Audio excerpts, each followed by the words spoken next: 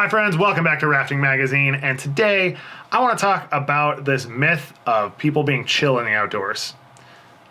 Everybody that I talk to outside the outdoors is like, oh, you're so chill, river people are so chill. You know what? I'm not chill. I'm just going to come out and say it. I'm not chill. There are very few people that I boat with who I think are actually chill, and most people I think are actually pretty aggressive people. And maybe we need to talk about that a little bit more, because aggression can be a good thing and it can be a bad thing. So I wanted to put some definition to that and talk about that a little bit more, about a couple studies that I found. But before we get into that, if you like what we're doing and you want to support our work, you can always pop over to Rafting Magazine and drop a subscription to Rafting Magazine Premium. It helps get our junior team out on the water, helps support us and what we're doing, and it's probably the best way to support our work. So getting into these studies that we talked about. Bulgarian study about youth and sports was really fascinating, and a couple things that they brought up in there that I really wanted to share were a thing about frustration theory. Now, frustration theory talks about aggressiveness, and what they're saying is aggressiveness is a consequence of discrepancy between subjective expectations and objective reality, which could cause the impossibility to achieve the desired goal. The frustration produces raised anxiety. So, kind of to paraphrase what they're saying here is that this creates fear. Like, frustration creates fear and anxiety. And those things are obviously stressors in our life, but the subjective expectations of objective reality. So what are they talking about there? Well, you go to run a rapid and you sit there and you talk about it, right? You're looking at it, or even if you're a skier, you go to ski a line. I mean, this actually applies to more than just boaters, but you look at what you want to do in the outdoors and you say, that's my goal. I'm going to climb that mountain. I'm going to run that rapid. I'm going to ski that line. And I'm going to do it just this way, exactly this way. And I know I can do it because I'm confident. I have all these performance things that I've done in the past. I've trained for this. And you think about it and you say, okay, I'm going to do this. And you go out and do it, and you don't make the peak. You flip, you double eject from your skis. All manner of things happens. Things don't go the way you think it's going to go. What this does is it creates anxiety, because your subjective expectations about what's going to happen and the objective reality of what did happen are at odds. And it can get worse when you talk about a lot of egoism and put that into it. So when you think, oh, I'm such a good skier, I can ski anything, well, that's going to cause problems with what's going to happen, because your subjective expectations don't meet your objective reality. So this fear, the Bulgarian study says that athletes can express this fear and pre-start stress of the competition. And I specifically studied competitive sports, but in the case of the outdoors, we talk about a lot of non-competitive sports, and I'll get that. That's another important concept that I'll get to in a minute. This is caused by insufficient appreciation of teammates, coaches, friends, and fans. But the real problem is how the athlete's anxiety causes aggressiveness during the competition. They went on to say that the aggressive tendencies in some sports and some sporting situations are a legitimate part of the game because they lead to a high level of performance in sport competitions. So in the outdoors, we don't have another team to play against. So we have just the outdoors. We're just fighting against nature, but we also have our other teammates. So that's something we got to factor in there, because we can't humanize a waterfall. Like, we can't get mad at a waterfall, but we can get mad at the other person on our boat. We can get mad at someone setting safety. We can get mad at someone belaying us. We can get mad at a human. We just can't get mad at the outdoors. So this causes some issues. And when people internalize behaviors of their sport idols, and in sports, instrumental aggression is often hard to distinguish from hostile aggression. And I'll talk about those terms in a minute, but this can cause new practitioners to act in a manner that may be counterproductive to their goals by creating rage blinders. They get mad and they start going off on stuff. So that is a stress response. That is a fear response, and that is produced by anxiety, that aggression and getting those rage blinders on. In a 2007 Journal of Sports Behavior study, they found that there's two types of aggression. So we're going to talk about these. The two types of aggression are hostile aggression and instrumental aggression. So hostile aggression is just basically reactive aggression, and this behavior is performed with the sole intention of inflicting harm on another person. And this can happen just out of just general rage. So it can be a really big issue, and it just is purely emotional. Now, instrumental aggression is actually a really cool type of aggression. Instrumental aggression in sport is behavior that intentionally causes harm to an opponent in pursuit of another non-aggressive goal, such as scoring or winning. When we look at the outdoors, we don't have an opponent that we're going up against. So instrumental aggression is typically directed at nature. And so you're trying to cause harm to nature. What we're really doing when we talk about harm is essentially trying to conquer a waterfall or conquer a mountain or something of that nature. We are trying to use certain traits in our humanity to overcome the opposition that we're facing. So in this case, what they're referring to, injury or harm, being overcoming opposition, but for a non-aggressive goal. And that goal might be climbing a mountain, skiing a line, running rapid, those sorts of things. Another personality trait that's really interesting is assertiveness, and it's distinct from aggressiveness in that it's non-hostile, a non-coercive tendency to behave with intense and energetic behavior to accomplish one's goals. So assertiveness is just your general demeanor to want to emphatically win, or run the rapid, or drop the cliff, or whatever it might be.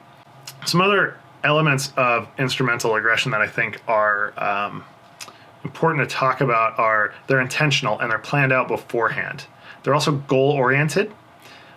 They are committed with the intent to cause harm, physical, social, or emotional. In this case, that doesn't really apply, but with nature, we can't cause a lot of physical harm to it. But it's intended to place the aggressor in a favorable position. That's a really important one because we're going for glory a lot of times in the outdoors. And it's also to avoid failure or unfavorable consequences. So you don't want to flip, you don't want to wrap, you don't want to fall off a mountain, things like that. So this instrumental aggression is important because when it happens and when you drill into it, you are doing it with a purpose because you want to win or you want to achieve your goal. And I'm going to talk about this a lot more in another video. But for now, this 2007 study said that the results support the significant positive relationship between both men and women's sport hostile aggression scores and their total life aggression scores. So what we're talking about here is that a positive, not meaning like a good relationship, but positive meaning that when men and women are both aggressive in sport, they're also aggressive in life, is what they're trying to say here. So additionally, for both women and men, life aggression scores were significantly negatively related to their sport instrumental aggression scores. So I think that's really important because, well, like they say, the results indicate that athletes with high levels of life aggression are more likely to have high levels of sport hostile aggression, but low levels of sport instrumental aggression. So what does this all mean? Well, as far as that's talking about, when you get the rage blinders on and you have high levels of personal aggression in your life, what's going to happen is you're going to have very low levels of targeted, goal-oriented aggression when you need to have it. So instrumental aggression is essentially being aggressive or assertive in the outdoors, but also being chill about it, if we're going to boil that down in some really easy terms. So a couple of things that we can learn from this are that we know that high levels of aggression can mean that we are achieving high levels of performance. So to achieve those high levels of performance, we're going to have to be aggressive in some way. But the most successful people target that aggression. When you're getting into a sport and you're new, you may not understand the difference between these two things, between targeted aggression and just overall life aggression. So what we have to do is we have to lower our hostile aggression, because overall hostile aggression scores in these tests and studies show that we have a harder time targeting our aggression to be goal-oriented and specific in overcoming obstacles or placing us as the aggressor into a more favorable position. So how do we evaluate this? Well, one of the big things is that stress and anxiety breeds hostile aggression. One of the ways in which we get that is being ego-focused. And this is a quality of leadership that I'll certainly talk about in another video, but leadership involves you removing your ego from the situation and applying more empathy. So the problem with ego-focused behavior, and a lot of times in the outdoors, ego can masquerade as empathy in terms of leadership, and that creates kind of a toxic culture. When we're ego-focused, it's artificially inflating our subjective expectations of ourselves. We're pushing ourselves on this artificial pedestal made of salt, and it just comes crashing down when reality hits and objective reality says, maybe you're not as good of a boater as your mind is making you think, or your ego is putting yourself into that position of. Maybe you're not as good of a skier as your ego makes you want to believe, and that causes anxiety. So we have to really sit with ourselves and understand, how good are we? What do we do? What performance are we able to achieve? Now, there are some activities in the outdoors that I tend to harp on a lot, and they do create high levels of anxiety, which are obviously going to lead to higher levels of life aggression, because we are going to have higher levels of anxiety in our baseline life. And that's going to translate, as these studies have shown, into our sport life. So one of the things that happens in the outdoors is we live in this cyclical world of just seasonality. And so as a rafter, I'm going to go out and I'm going to work 6 months out of the year as a raft guide, and then work's going to end. What happens in these things to negatively affect our psychology, and it is a real problem for a lot of people in the outdoors, is one, the loss of a reference group. So our reference group are the people that we most closely associate with. And when we are in the outdoors, we spend all of our waking hours with our reference group and our coworkers and the people we are most closely associated with. So I lose that reference group. I'm not seeing those people all the time. And it's very abrupt. Like within weeks that this happens, that everybody goes back to school, everybody goes off and does different stuff. So that loss of a reference group, that's going to cause a lot of anxiety. The next thing is a loss of income. So with that loss of the reference group, that seasonal industry basically ends within a span of a month, and you lose your job. So if you lose your job and you don't know where your next paycheck's coming from, that's going to cause a lot of anxiety because of those end of the season layoffs. So then you have to go out and find a new job. And sometimes you even have to find new housing too, depending on where you live and what community you're in. So loss of income and even loss of housing can be a huge part of that anxiety. And then the final thing, it's really alcohol consumption. And it's a big thing in the outdoors. Personally, I think it's a big problem. Some people disagree with me.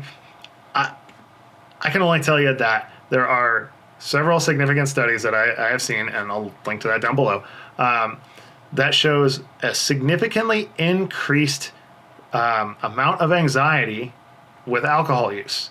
And these studies have even shown that after you stop using alcohol, you have more anxiety, and there are depressive effects that linger. If we're saying we have the loss of our job, the loss of our friends, we can't go out and do social stuff, if largely most people in the outdoors drink a lot of alcohol, we drink, and then we have all of those depressive effects compounding one another, and then when we're talking about rafting, at least, seasonal depression favors, like, that's a big factor. It's the end of the year. Days are getting shorter as well. So you're getting less vitamin D. All of those factors are weighing on you to increase anxiety. So when we talk about people being in the outdoors, it's no wonder we have huge mental health issues within the outdoors, because we have all of these factors going against us. All of those things are going to play into our inability to focus our aggression, and why outdoor people are not super chill. So I want to bring this up so I can start some discussion. If you have some thoughts on this, please drop those in the comments below. I am happy to talk about those. I'd love to dig into some of the more of these studies and talk about some more of this stuff, because I think mental health is a huge thing in the outdoors. I think understanding where our aggression's coming from and understanding when we can be chill and who is chill and who's not chill, and being able to navigate that kind of minefield is often very difficult when we talk about sports idols or people who are just lead very public lives in the outdoors like myself. So if you have some more thoughts on this, drop them below, and I'll see you downstream.